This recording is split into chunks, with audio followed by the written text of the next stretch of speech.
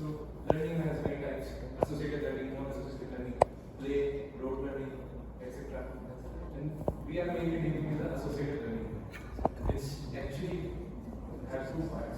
Associated learning has operant conditioning and the classical conditioning, which my friend just told earlier.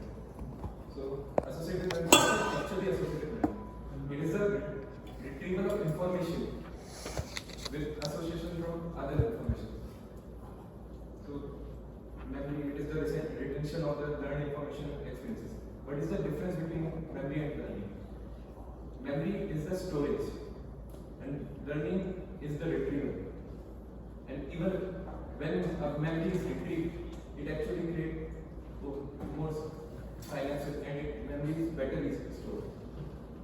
So in memory also there are types of memory, and we will be here in non-declarative and for classical conditioning and operative conditioning we will be doing the associative memory. First, types of memory. So types of memory, in long-term memory there are declarative and non-declarative. So what is declarative memory?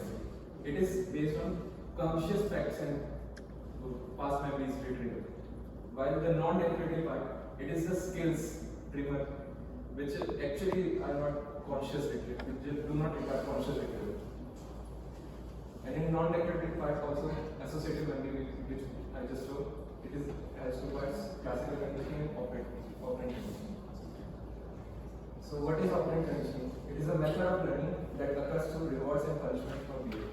So what is it actually?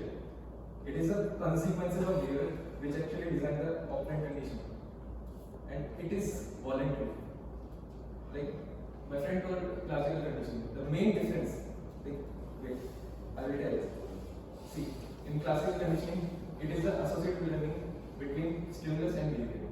While in operant conditioning, it is a new response to a particular stimulus, new behavior. It is added to a particular stimulus. Like in the parallel dog experiment, the classical conditioning experiment, the stimulus was the behavior was already present. The salivation was the behavior, and it was already present for the dog that when food was present, and it was involuntary. And when the bell rang, it was conditioned to, the dog was conditioned to salivate when the bell rang. So it actually, like, a behavior was already present, but a stimulus, new stimulus was there, bell ringing stimulus, and it was the association between the stimulus and the behavior. While in operant conditioning, a completely new behavior is added to a particular stimulus.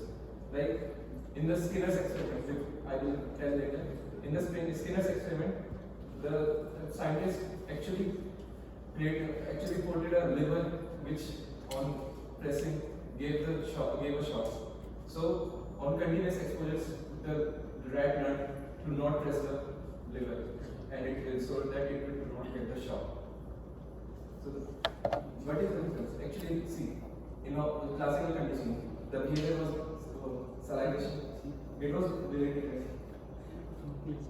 Behavior was salivation, and the stimulus was bell ringing. And here also, the stimulus is liver. But we are responding to the liver, and it is related to the pain centers also. They should be fundamentally the same. But it's right. They are fundamentally the same. The main difference is the classical is involuntary reflexive responses, and operant conditioning is voluntary. So we get to the operant conditioning part. We are the reinforcement and punishment. How they actually maintain the operant conditioning, how they actually maintain the learning process. So reinforcement is to increase the behavior, punishment is to decrease the behavior. In reinforcement also positive and negative, punishment also positive and negative. Positive here means addition of stimulus. Negative here means removal of stimulus. There is nothing concerned with the ethics or something. It is just a behavior increase or decrease, and positive and negative is just addition of removal of stimulus. So I will give examples. Good examples. Okay. So in positive reinforcement, first part, there should be a stimulus added to increase some certain behavior. So like there was a quiz in physiology department, and there were chocolates for the audience. That's why we answer. So this is positive reinforcement. So you added the stimulus like chocolate to actually increase the behavior of answering for the audience. Negative reinforcement. So negative reinforcement, the boys hostel people will do. You know, unfortunately Inderpal is not here, but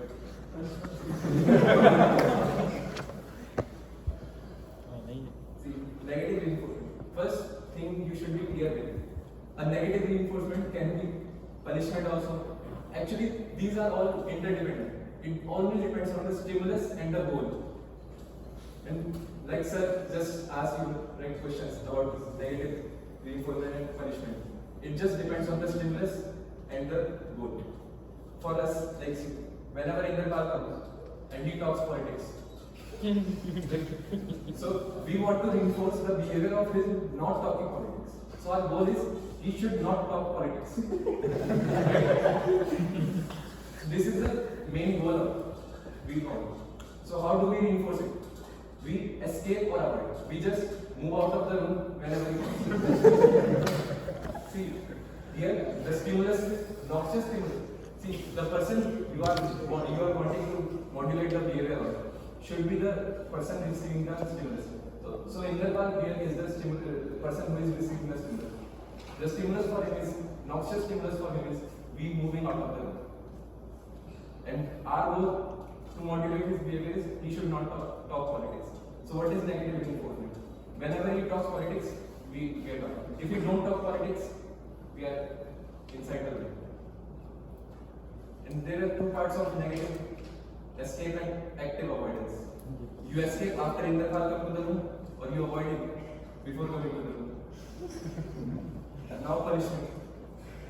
So punishment, positive and negative. Positive means addition of stimulus. So you know every time Jyoti ma'am scolds me.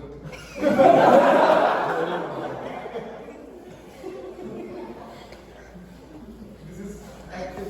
This is positive punishment. And we are doing this seminar because we missed the test. This is also positive punishment. Like not emphatically positive. Example of positive punishment. For negative punishment, we don't get marks even after studying. Negative punishment means there is no positive reinforcement. There should be a reward, then it is positive reinforcement. If there is no reward, even after doing something, there is no negativity, but there is no reward also, then it's negative punishment. You won't be actually eager to do it again and again. Okay?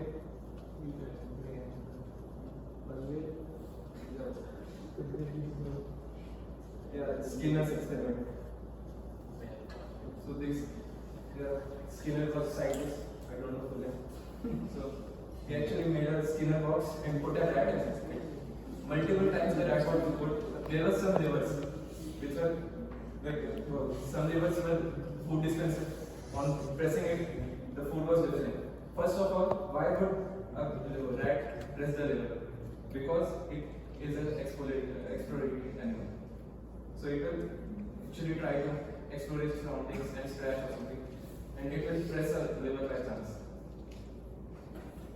So, see, in certain conditions, the rat pushed the lever, which gave it shock. So, on multiple tries, like operant conditioning is a trial and error method. It is a trial and error method. It is voluntary. So, on getting the shock, its behavior changed, and it learned that it should not press that lever. And while the food was dispensed on pressing some certain other lever, then it pressed the lever and again. So Skinner did experiments on pigeons too, in the same way. The pigeons experiment was actually superstition. And in the rat experiment, there was shaping. It was not like they could, the rat learned it in the first time. It learned it multiple times. The rat got put again and again in the Skinner box. It is shaping. What is shaping actually? It is like multiple successive reinforcement, so that it can approach the target behavior.